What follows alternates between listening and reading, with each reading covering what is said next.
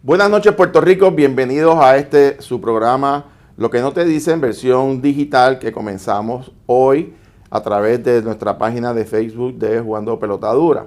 Y en este espacio de tiempo nosotros vamos a estar compartiendo con ustedes el análisis de temas de interés prioritarios para el pueblo de Puerto Rico. Ustedes saben que tenemos este segmento en televisión, en el programa nuestro diariamente, pero por factores de tiempo pues tenemos unos breves minutos. Aquí, sin embargo, vamos a tener un tiempo mucho más amplio para profundizar en los temas, en las estadísticas, en los informes y en toda esa información que ustedes necesitan para evaluar todas las posiciones sobre los temas de interés. En el programa vamos a hablar sobre el tema de violencia, sobre el tema de la educación, sobre el tema económico, sobre el tema de salud y sobre el tema que hoy precisamente iniciamos, que es la situación energética en Puerto Rico. Como pueden ver, estos 5 temas son a nuestro juicio y lo que hemos recibido de ustedes a través de sus comentarios, los temas que más les interesa al pueblo de Puerto Rico de conocer lo que está ocurriendo y cuáles son las perspectivas futuras. Vamos a tener en este programa el sentir de todos los sectores, de las personas que expresan la posición del gobierno de Puerto Rico, de los sectores no gubernamentales, de los líderes comunitarios, de agrupaciones de importancia que debaten y que aportan en la discusión de temas. Así que va a ser un programa amplio y democrático y precisamente, como les señalé, el tema energético, que va a ser el primero que vamos a estar atendiendo, queremos que conozcan la realidad, que conozcan la verdad, cuáles son los retos presentes y muy particularmente cuál es el camino que nos espera en el futuro. Así es que les doy la bienvenida y hoy comenzamos este proyecto, Lo que no te dicen, versión digital, que comienza a partir de ahora.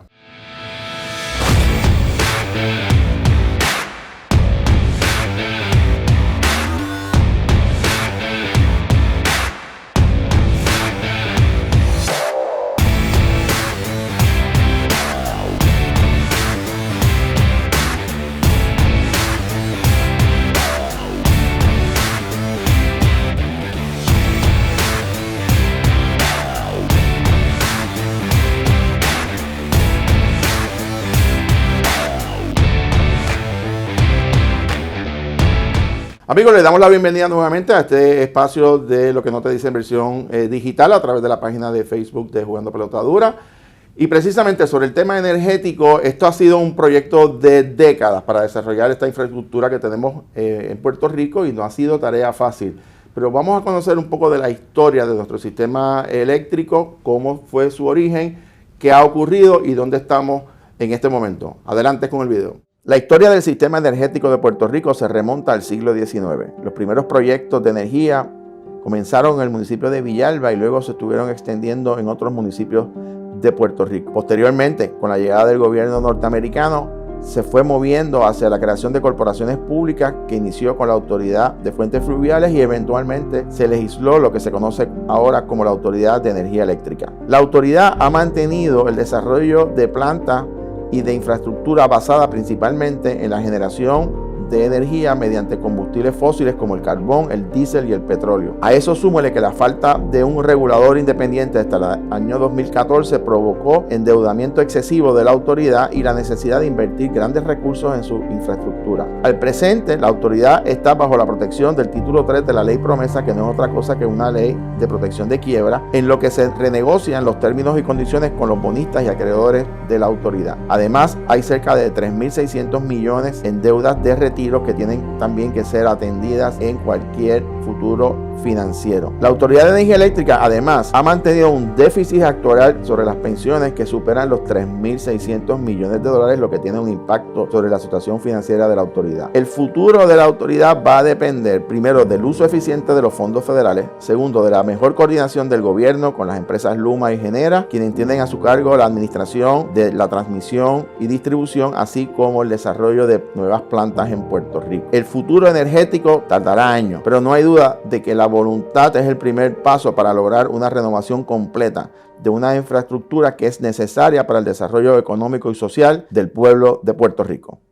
Amigos, como pudieron observar, el reto ha sido enorme para crear lo que fue eventualmente la Autoridad de Fuentes Fluviales, ahora la Autoridad de Energía Eléctrica. Miles de manos puertorriqueñas se unieron con el gobierno, con el sector privado para desarrollar una infraestructura que, por supuesto, ha tenido sus retos. pero para efectos de la modernización de Puerto Rico fueron unas épocas de importancia. Y precisamente para hablar de los retos presentes y futuros, tengo una de las personas que más respeto, uno de los profesionales que fue funcionario público ejemplar y que conoce de primera mano el gobierno de Puerto Rico. Me refiero al exsecretario de la Vivienda, el ex vicepresidente de la Junta de Directores de la Autoridad de Energía Eléctrica y expresidente de la Junta de Directores de la Autoridad de Energía Eléctrica, el licenciado Fernando Gil. Gracias por estar con nosotros, bienvenido. Hola Jorge, gracias por estar aquí y por estar aquí contigo, y en verdad, muchas gracias. Bueno, siempre, nosotros tenemos una amistad hace muchos años y lo voy a tutear porque es un amigo. Siempre. Pero Fernando y yo hemos conversado cada vez que nos encontramos o acordamos conversar de los retos que tiene Puerto Rico. Y te invité porque considero que tú eres de las personas que más conoce del sistema eléctrico, de los retos. Tienes conocimiento gerencial, administrativo, presidiste una junta, y lo que quiero comenzar hablando contigo, antes de entrar en los retos presentes y futuros, es cuán complejo, desde la perspectiva de una corporación pública como esta, es administrar una entidad en una isla que tenía el monopolio y que tiene unos enormes retos. ¿Cuán complejo y cuáles fueron esos retos que enfrentaste durante esos años en la autoridad? Mira, de por sí, el manejar el sistema eléctrico en cualquier parte del mundo es algo complejo, es algo que está atado a una demanda por parte de clientes, a una producción por parte ya sea de un ente privado o un ente público, a la sincronización o la frecuencia, y mantener todo ese organismo a la misma vez y al unísono es una operación extremadamente compleja. Es considerada la operación más compleja en cuanto a sistemas en el mundo. Partiendo de esa premisa, cuando tú le añades componentes culturales y componentes políticos aquí en la isla de Puerto Rico, atado a componentes geográficos, y dentro de la geografía de Puerto Rico, que es bastante compleja, obviamente, pues es mucho más complicado que en cualquier otra parte del mundo. Tú haces ese comentario y recordaba que cuando el paso del huracán María, vinieron muchas entidades de Estados Unidos a colaborar con nosotros, y lo agradecemos siempre muchísimo, pero había estos trabajadores de Estados Unidos que estaban acostumbrados a estados donde no hay montaña. Y a planicie. Entonces llegaron aquí, como que yo tengo que montar un poste en donde, en un monte. Y prueba de eso también está en el complejo de las líneas de transmisión en Puerto Rico. Claro. Como el 70% de toda la producción eléctrica produce en el sur, que vale la redundancia, y sube a donde se consume el 70% de la energía, que es en el área metropolitana. Todo eso a través de líneas de transmisión de alto voltaje que discurren toda la isla, y como bien dicen en mi pueblo, lo van por el medio y llegan hasta aquí a San Juan. Un sistema bien complejo que, dicho sea de paso, hubo avances tecnológicos en la forma de avanzarlo, de hacerlo, discúlpame, cuando se utilizaron helicópteros para hacer esas instalaciones. Cosas que pues vimos y eran un tiempo de progreso en Puerto Rico. Estamos hablando en los años 40, cuando se hace la Autoridad de Fuentes Fluviales o se consolidan todas las hidroeléctricas que había en Puerto Rico en una sola entidad, y luego eso pasa en el 1979 a hacer lo que es la Autoridad de Energía Eléctrica, entonces con la combustión fósil. ¿Y ahora qué tenemos? Pues ahora tenemos la introducción de energía renovable en el sistema, lo cual complica más aún el manejo. ¿Por qué? Porque nuestro sistema fue diseñado básicamente en torno a hidroeléctrica, después a combustión fósil, que son a través de generadores, no a través de energía solar, que es intermitente, o energía eólica, que también es intermitente, lo cual crea problemas en la distribución y en la transmisión de energía en Puerto Rico. Te pregunto, la autoridad es un proyecto que fue ejemplo a nivel mundial, y por supuesto hay sus problemas ahora, pero unos enormes adelantos en Puerto Rico. Pero algo nos pasó en el camino, y aquí no estamos hablando aquí de partidos, de administraciones, de colores, sino en la sociedad puertorriqueña, en la gerencia gubernamental por décadas. Algo nos pasó que la autoridad entra en un proceso de quiebra fiscal, ¿verdad? ¿Qué pasó? ¿Qué nos pasó ahí? Bueno, número uno, entiendo que la comodidad que da un monopolio, pues obviamente, si nadie más puede producir el servicio, pues crea una comodidad a través en cuestión gerencial, de que pues, si no lo hacemos nosotros, ¿quién lo va a hacer? Claro. Cuando tú ves ese contraste, ahora mismo con la penetración de todo lo que es la energía renovable, a nivel de casas por lo menos, ya tenemos más de 1 giga instalado en cuestión de capacidad, más de 150,000 hogares instalados en Puerto Rico que han decidido, como dicen, privatizar su energía. La complejidad gerencial es que tenemos este activo, que es el grid, y también tenemos los activos de generación y los activos de distribución también, el cual el sistema de distribución que es el más vulnerable dentro de la composición del sistema energético. ¿Qué nos pasó? Nos pasó que nos sentimos complacientes, que no hicimos mejoras al sistema, y no me refiero a mejorarlo, o sea, me refiero a que no mejoramos nuestro sistema de generación. Entiéndase, cuando en los 90 vinieron las nuevas cogeneradoras, como lo que es la AES Ecoeléctrica, era un modelo que lo que pretendía era que poco a poco se fueran instalando más instalaciones privadas o compañías privadas en Puerto Rico que suplieran esa energía y fueran suplantando entonces lo que es la generación o la que daba la Autoridad de Energía Eléctrica, que ahora pues lo maneja la compañía Genera. Nos pasó que tratamos de hacer proyectos de envergadura que nunca rindieron fruto. Me refiero, uno de los grandes proyectos que pudo haber arreglado a Puerto Rico, y por lo menos en cuestión del costo, fue el gasoducto que se propuso en el sur. Por política no se llevó a cabo. Después se trató de hacer lo que fue la Vía Verde, que era básicamente una extensión de ese gasoducto del sur hacia el norte, y pues obviamente entraron los componentes políticos también, y no se llevó a cabo. Eso que tenemos hoy en día, que tengamos unas máquinas que todavía funcionan con diésel, que todavía funcionan que no funcionan con gas, que es mucho más limpio. Y más económico. Y más económico. Y pues obviamente todas estas circunstancias que han pasado a través de los años y las décadas han traído problemas económicos que hicieron algo que es totalmente irreal, que un monopolio se fuera a la quiebra. Cuando miramos ese periodo de tiempo, 90, 2000, las primeras décadas de este siglo, esa transición que tú planteas de los modelos de fuentes de energía y también la inversión en infraestructura, pues fue de alguna manera objeto de amplia discusión en el país, como siempre, porque no hay unanimidad en todo. Se paralizaron muchos procesos que quizás ahora los echamos de menos, en el sentido de que, caramba, pues, sabe Dios si esta era la solución. Ahora, viene la ley promesa, viene una nueva política pública, viene el huracán María en 2017 y se enfrenta a Puerto Rico a nuevos retos. Vamos a descubrir entonces, luego de estos eventos, el modelo que se decide para la aplicación del sistema eléctrico de Puerto Rico, dónde estamos al presente y cuáles son las perspectivas futuras. Seguimos nuestra conversación con el licenciado Fernando Gil. Luego de la pausa, no se retiren. Si la sopa no es una opción para ti, sueñas con la paz mundial, quieres que el mundo pare para poder bajarte y te gustan los Beatles, entonces ya sabes de quién estamos hablando. Ven a conocer el mundo según Mafalda, desde el 18 de abril en el Instituto de Cultura Puertorriqueña en el Viejo San Juan. Los esperamos en esta expo llena de magia para grandes y chicos. Boletos a la venta en prticket.com o llama al 939-321-2111 para nuestros recorridos escolares didácticos.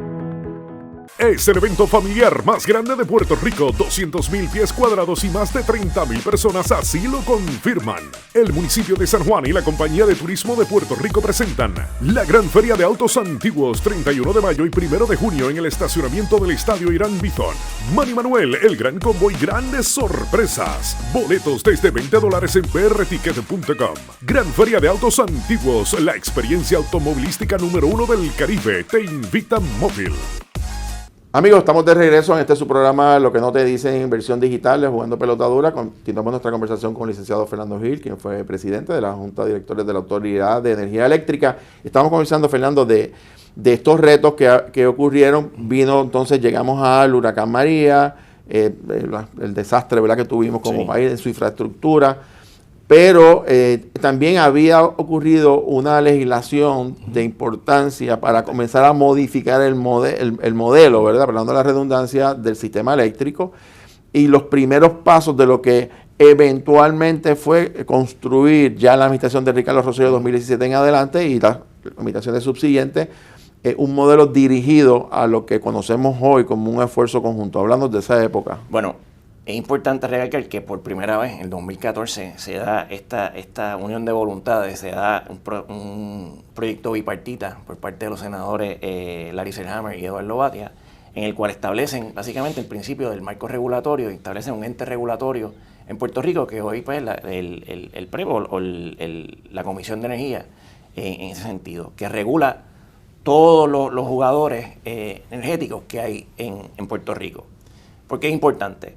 Porque esta entidad ahora se va a encargar de revisar las tarifas, de ser ellos los que establezcan si se tiene que subir o no la tarifa. Parte importante que mencionamos en el otro segmento es que parte de la quiebra también se debe a que se está cogiendo dinero prestado para subsidiar las altas en los mercados de lo que es el combustible y así subsidiar la tarifa. Pues obviamente eso en el momento no se siente el impacto, pero en el cúmulo de los años y se convierte en una práctica, como lo vi yo en las resoluciones de la Junta, en los prospectus que se hacían para las emisiones de bonos. Cuando ves eso y ese cúmulo, pues también lleva a la quiebra. Este marco regulatorio viene básicamente a decir, mira, esto es lo que se permite, estas son las leyes, esto es lo que queremos hacer, básicamente como isla, dentro de lo que es la regulación energética en Puerto Rico. ¿A qué me refiero? Antes se subía la luz, porque cuando se baja la luz nadie protesta, pero cuando hay incrementos en la tarifa, se hacían en la Junta de Gobierno de la Autoridad de Energía Eléctrica. No era un sistema regulado, no había regulación como tal. La regulación es súper importante, pero la regulación tiene que estar atada a que hayan otros jugadores. Dentro de estos jugadores son los jugadores privados. Ese modelo que se hace en el 2017, que se continúa después con la ley 17 del 2019, en el cual básicamente se establece que van a haber unas compañías que se van a encargar de lo que es la distribución y la transmisión, y hay otras compañías que se van a encargar de la generación hasta cierto punto, porque lo que se pretende también es que ese contrato, por ejemplo, de Genera, ya sea 10 años, ya la generación completamente sea privada, a través de plantas nuevas, a través de sistemas distribuidos de energía, como sea, dentro de esa mezcla energética, como le dicen, que se configure dentro de lo que es la distribución y transmisión, que es el contrato que tiene Luma actualmente, que es a 15 años. Y te pregunto, para detenernos ahí antes de entrar a Luma y a los retos presentes, la generación es una cosa que es lo que está administrando Genera, y el esfuerzo, te pregunto, va dirigido a que eventualmente hay plantas que son de diésel, se van a cambiar a gas natural, están en ese proceso, algunos...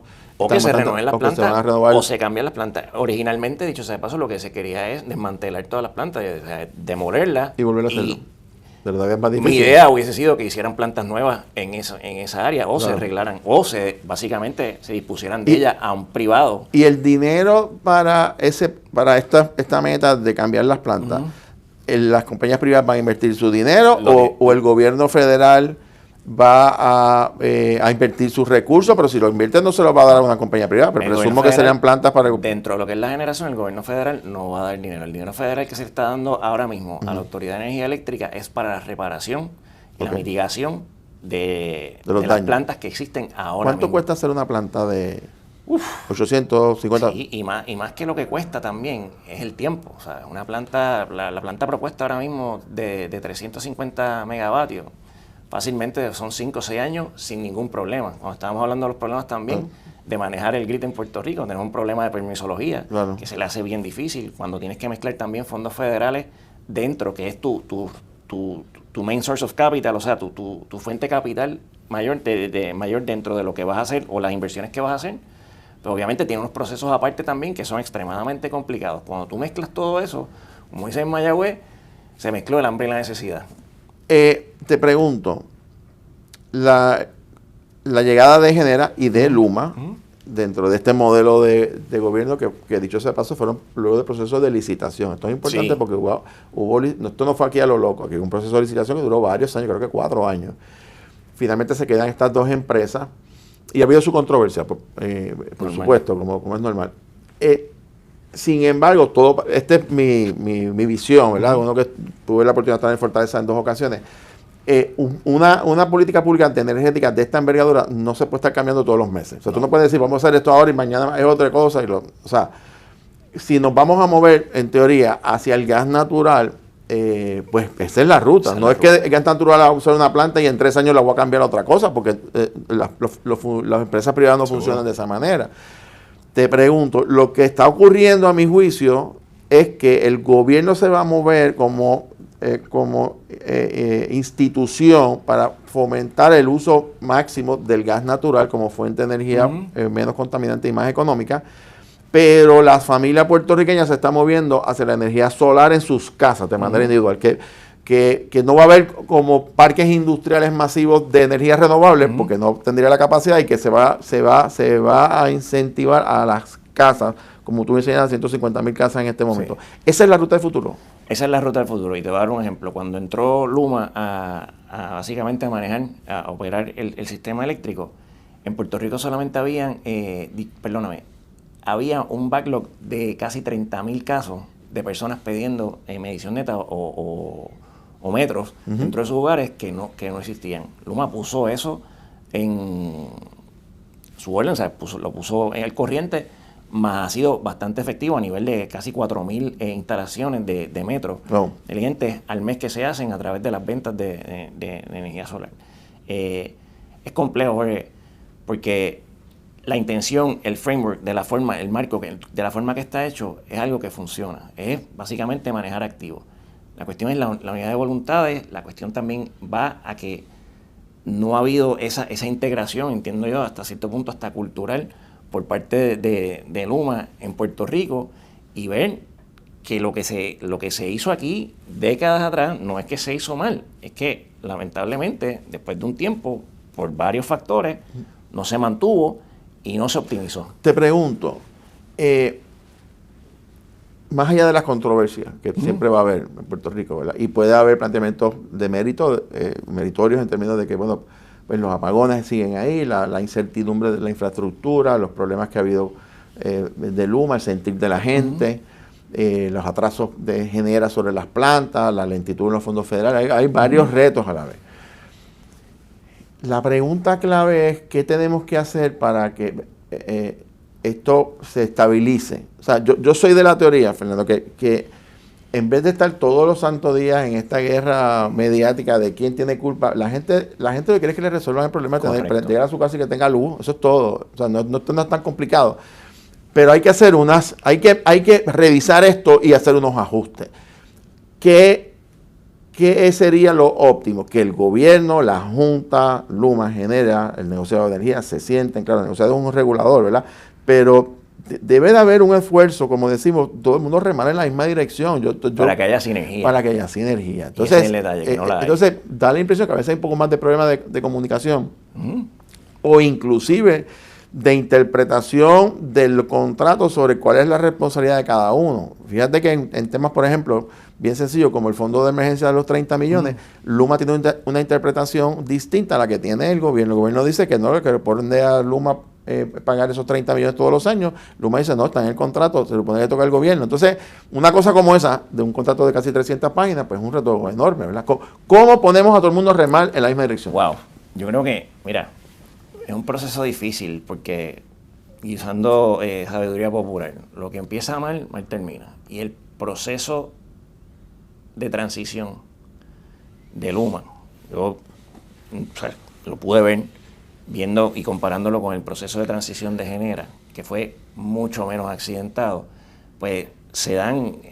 esa discrepancia, vamos a ponerlo así, entre de la forma y manera en que se hizo y cómo eso ha arrastrado también cierto repelillo por parte de la misma gente que trabaja ahí, o que estaba haciendo la transición, claro, o que no hizo la transición precisamente por un trato exabrupto por parte de Luma al recibir a esa persona de la autoridad. Esas cosas pasaron, eso no se puede negar. Creo que va más allá de la entidad. ¿Sabes cuánta es una compañía sumamente grande? Tiene más de 40,000 empleados, son expertos en lo que es reconstrucción per se y construcción. ATCO es una compañía canadiense y fíjate, ahora lo que se dan allí son problemas entre compañías privadas, lo cual es antes, y lo que dio a todo este marco regulatorio y a quitarlo básicamente de las manos del gobierno fue precisamente por la política, para despolitizarlo. Claro. Pues ahora se está politizando, pero de otra forma, en la cual nosotros como puertorriqueños tampoco tenemos control sobre eso, porque nosotros no tenemos control sobre cuántas, o tenemos control sobre ATCO y las decisiones que ellos toman, que pues obviamente que nos afectan. ¿Tú estás optimista de que esto va a resolverse? Yo soy optimista en el marco regulatorio entiendo que la forma correcta, el gobierno no está para proveer servicios, es mi forma de ver las cosas, el gobierno está para regular servicios, el gobierno está para ver que sus servicios sean sanos para la gente, que no sean extremadamente caros y que sean confiables. Y obviamente esa trilogía o ese trilema no se ha dado, tanto a nivel energético, no tenemos una política que sea una energía sustentable, que sea confiable y que sea asequible, y se ve dispersa a través de todo nuestro genoma, vamos a ponerlo así, eléctrico en Puerto Rico. Yo creo que el mensaje es claro. Es importante que la comunicación sea efectiva, que todo el mundo ponga de su parte. Siempre va a haber diferencia entre el gobierno y contratistas y la visión, pero lo importante es pensar en la gente y como tú dices, o sea, son profesionales que puede haber una diferencia, pero que se pueden subsanar. Seguro, y yo creo que también que los roles dentro de los diferentes componentes que hay, y en específico me refiero en cuanto al negociado, y lo digo por experiencia, cuando nosotros estábamos en la autoridad, propusimos que se arreglaran, obviamente, muchas de las plantas y que se gasificaran muchas de ellas por el acceso al gas, porque es más eficiente, es más limpio para estar en cumplimiento y no tener futuras pérdidas de fondos federales en distintas áreas, como lo es Guayama y San Juan, por ejemplo.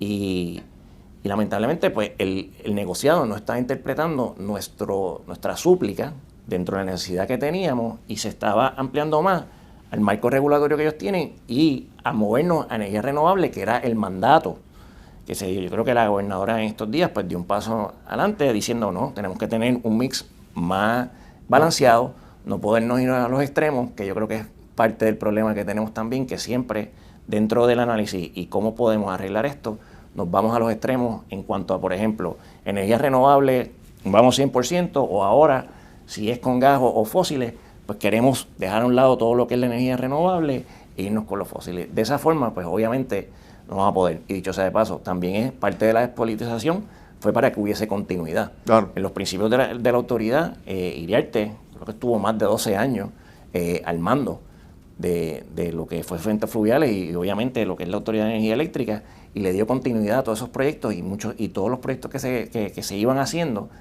pues se hicieron realidad.